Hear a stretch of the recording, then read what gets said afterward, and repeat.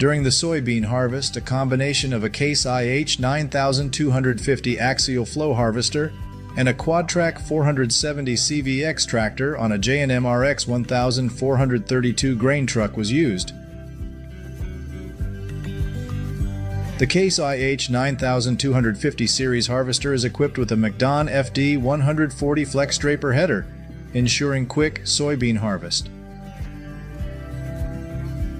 The Quadtrac Case IH 470 CVX tractor combined with the J&M RX 1432 grain truck is responsible for transporting harvested grain from the harvester to storage.